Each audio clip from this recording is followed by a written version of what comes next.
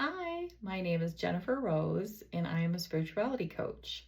I have started a special series called Rose Theory Series, and this video is about creation. Now, I have two things going on YouTube. I have my 10-week Transform You program, and that is different from what I am doing in this series. That is about self-transformation, working on self. This is more of an aspect of people that are curious, that are seeking the truth. When I had my 2023 spiritual encounter, I saw things, I experienced things, and I have been trying to make sense of them ever since. So it's made me question anything I've ever been told. And what I have come to is my own conclusions by my experience itself, research, and going into depth of meditation and reflection to come up with these theories. The first theory that we talked about is, what is a soul or a spirit? Last week, we talked about the idea of free will. Today, we are talking about creation itself. Now, if you've seen any of my videos, I love using props because I'm a very visual learner. And when I see something, it impacts me more, especially if I'm trying to tell a story. And that is the format I'm taking today with this Rose Theory, is I'm telling you a story. Now, that is the wonderful thing about a story, is it's not for me to prove myself correct or prove myself wrong, or you to prove myself wrong. It is for you to seek and be curious about creation itself. What information is out there? Does my story ring true to you? Whatever the case is, this is just a way to spark your curiosity. It does not have to be your truth. But in my estimation, that we are all on this earth to seek our own truth about anything. That is a beautiful thing about being a human, is that our curiosity is a beautiful thing because it allows for our exploration of self. So let's get started with my story. This is the story of creation. It all started with an egg. The egg did not know nothing. It was not something. But that something became conscious. It became source. That's what I call the first dot in the page. I call source. There's something at the very top of the tier that started the stream of everything that's come after it. And that is the source. That is the one that became consciousness itself. So you could say this little blue guy is source that started it all. We always say, what came first, the chicken or the egg? I say the egg came first, the cosmic egg. So the source is alive, and now what does it do now that it's conscious? What does any of us do when we don't know something? We create, we build, we grow. It is no different from the source itself. Itself wanted to know more, so it started the creation story. Source had to build a reflection of itself, two aspects of oneself. And I believe that aspects was the divine masculine and the divine feminine. We have a little Jack and Jill. The divine masculine is the tree of knowledge. Divine feminine is the tree of life. Both aspects, one whole. One does not come without the other. They are together. They are a pair. It's not like a married pair. This is the soul deep of everything we are, is divine masculine and divine feminine. Two in one. If you split a circle in the middle and you twist it, you get the infinity symbol. Always, never meeting. But if you open it up to the circle itself, A circle represents with God. So when we find our own aspects of the divine masculine, divine feminine, we find out who we are. But we're starting at the beginning. So the divine masculine and the divine feminine were born, a reflection of source itself, knowledge and creation. And when these two were born, then something else had to be born with it, because there's always a Holy Trinity. So you had the dark and you had the light, both aspects trying to protect that which is the source, divine masculine and the divine feminine. So all now three are born, one with jobs and one that are also now creators. And what if, are they any different from the source itself? Without the source wanting more, we would not be here today. So divine feminine and divine masculine decided to create themselves. They created three sets of twins, 3 gods and 3 goddesses, both 2 with a set of 1. They don't own, because they are a reflection of what came from them. So now you have a divine masculine, divine feminine, and you have 3 children that are also made into 6. 3 gods and 3 goddesses. So they are now born. I'll use this as an example. Now you have 3 gods and 3 goddesses, all born 2 into 1. Cannot have one without the other. Now, are they any different from the source, from the divine masculine, divine feminine? They are all creators. They all want something more. So what are they to do? They were sitting in a circle one day, and a snake came in their midst. And the snake, it was a cosmic snake, came in and slithered into the middle. And all the gods and goddesses were all sitting around the circle looking at the snake. And the snake said, "So you all want to create, but that which is only the divine feminine is able to create. If she eats from this apple, which is the tree of knowledge, then she will be able to know all of the secrets of the universe as well. But I warn you, if she does eat the apple, something might happen to her. But I will leave that choice up to you."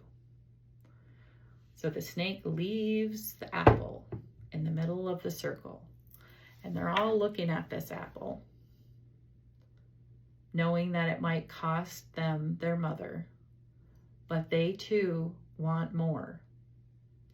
And they thought, well, if this apple, giving it to the divine feminine, will be able to create, then it's worth it. So they took the apple and they gave it to the divine feminine, with their knowledge of saying, this snake gave us this apple, that if you eat it, mother, then you too will have the knowledge of the universe. Right now she has one aspect, creation itself, but she would also have knowledge.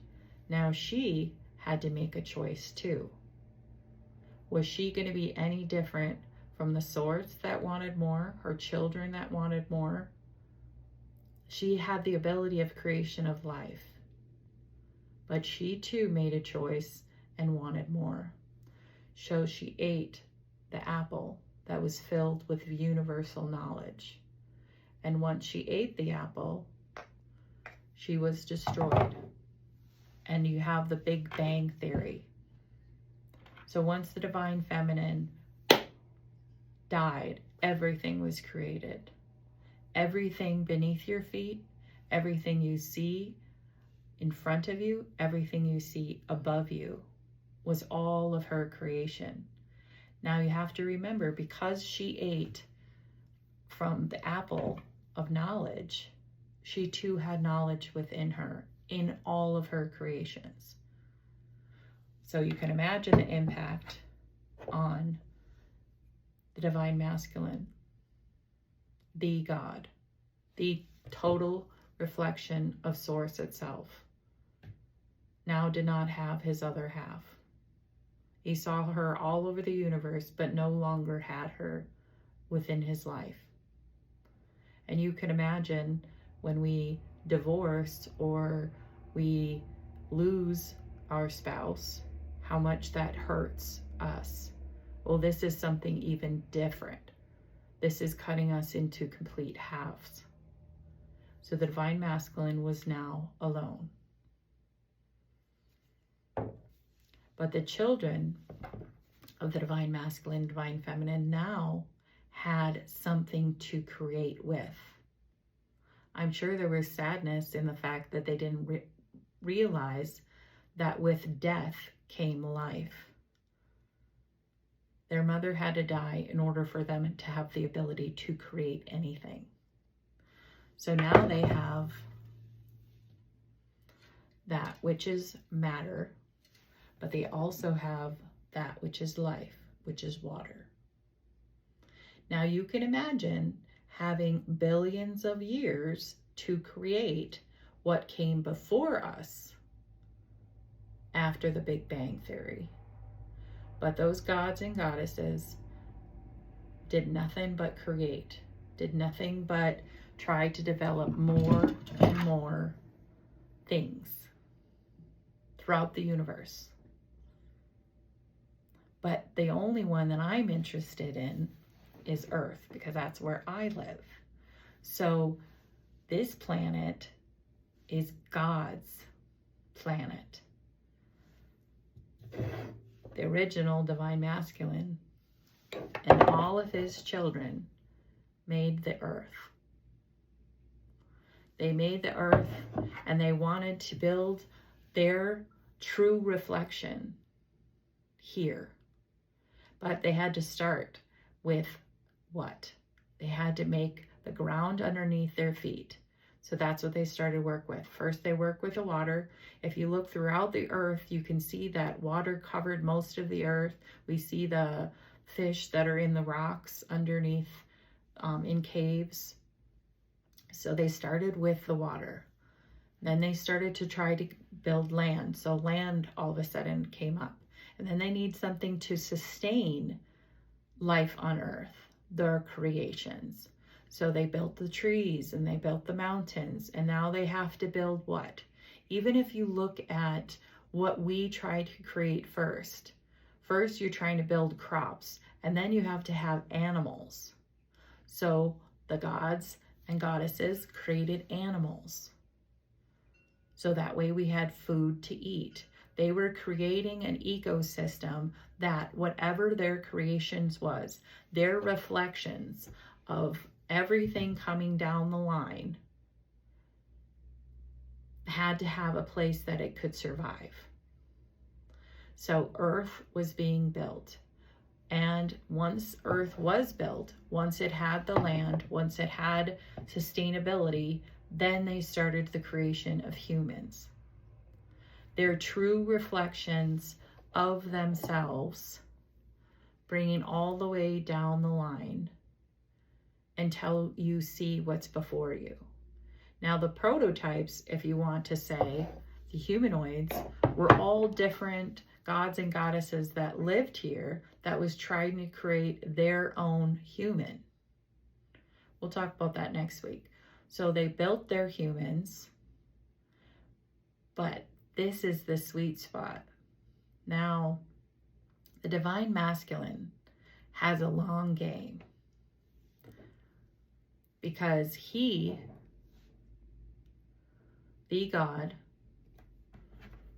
that came directly from the source, his own reflection, wanted to bring back the divine feminine, his other half. Now, how was he going to do that? Her death meant life for everyone. So he had to come up with an idea, and he is knowledge itself. He knew all creations, just like the source bringing the snake in the middle. The snake was not from the dark or the light. The snake was the source itself. It had to keep going with creation. So the divine masculine puts an aspect of himself into a woman, so he can be created on earth. And through his creation on earth, and you know who I'm talking about, he knew what he needed to do. He knew by being born human that he would have to die as a human, because as we've learned before, only death from love can have creation born. So Jesus was sent down here on a specific mission to accomplish it. An aspect, a part of that divine masculine died on the cross for love. And when he said the last words, they do not know what they do, that was not for his Father. That was to remind himself that we all from the bottom up are flawed. We are imperfect, perfect beings. Just like the source bringing that snake in, that meant the death of the divine feminine. Everyone has a choice. So when he died on the cross, the divine feminine was reborn. Now she couldn't come back. She was now the tree of life. Only with her does everything exist. But what realized is that an aspect of her, just like an aspect of the divine masculine that came down to become Jesus, she could too be reborn back into the world. But she had to become part of the ones that was created. So now she lives among us, among the creations of the gods and goddesses that came before, and the one that is the divine masculine. Their creations, she now lives within the world. So you could say this is a story about her death and her rebirth. That is why Jesus said, you do not know who you're talking to. The person that you might be talking to might be that God, goddess, angel, whoever is on earth having this journey too. And I believe it doesn't really matter if they're a goddess, they're a human being, and everybody deserves love and everybody deserves respect. And you can be respectfully say, I no longer want what you have to offer, but all in love. So that is the story of creation itself. Next week, we're going to talk about how the human body came about. Blessings. I hope this sparked your curiosity.